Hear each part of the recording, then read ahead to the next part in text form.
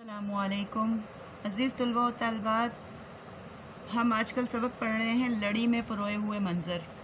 اس کے مشقی سوالات کرتے ہوئے سوال نمبر 4 جو ہے وہ آپ طلباء و طالبات کو سمجھ نہیں آ رہا تھا کہ اسے کیسے کیا جائے۔ تو برقی مکتوب جن سا ہوتا ہے وہ ای میل ہوتی ہے، جیسے آپ ای میل لکھتے ہیں انگلش میں، بالکل اردو میں اسی طرح جو لکھا جاتا ہے وہ برقی مکتوب کہلاتا ہے۔ اس میں اور خط میں ایک صرف اتنا سا فرق ہے کہ اس میں ایڈریس جن سا ہے وہ آپ کا ای میل ایڈریس ہوتا ہے، آپ جس کے نام ای میل لکھ رہے ہیں اس کا بھی ای میل ایڈریس ہوگا، باقی بالکل مکتوب کی طرح ہی یعنی خط کی طرح ہی لکھا جائے گا۔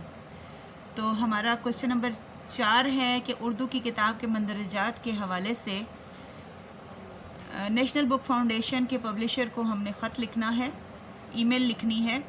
تو اس میں ای میل کا جو طریقہ ہے اس میں جو آپ لکھتے تھے از طرف کمرہ امتحان، وہاں پہ آ جائے گا ہمارا ای میل ایڈریس فرام، جیسے میں نے یہاں فرضی طور پر ڈالا ہے فرام kiran@gmail.com، اور جس کی طرف ہم مکتوب بھیج رہے ہیں to nationalbook@gmail.com۔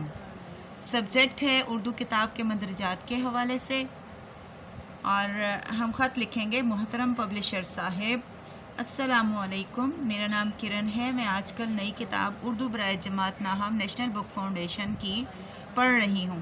آپ کو اس کتاب کے مندرجات کے حوالے سے اطلاع دینی تھی کہ طباعت کے دوران اس بات کا خیال نہیں رکھا گیا کہ اس کو اغلاط سے مبرہ کیا جا سکے۔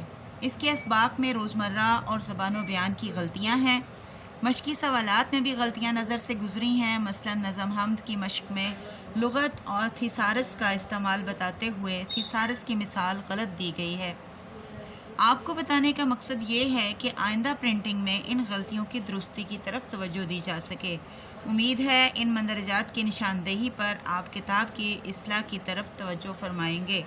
والسلام، خیر اندیش، الف ب جیم۔ تو اس طرح سے برقی مکتوب بالکل اسی طرح لکھا جاتا ہے جس طرح آپ اردو میں خط لکھتے ہیں، صرف اس میں ایک فرق آ جاتا ہے کہ آپ کا ایڈریس جن سا ہے وہ ای میل ایڈریس آ جاتا ہے، جس کو آپ لکھ رہے ہیں اس کا بھی ای میل ایڈریس ہوگا، اور جو لکھ رہا ہے اس کا بھی ای میل ایڈریس ہوگا، اور سبجیکٹ لکھا جائے گا جیسے آپ عنوان لکھتے ہیں خط میں، اسی طرح اس میں سبجیکٹ لکھیں گے، اور باقی سب خط کی طرح سے ہے۔ امید ہے کہ آپ کو سمجھ آ گیا ہوگا۔ جزاکم اللہ خیرا کثیرا۔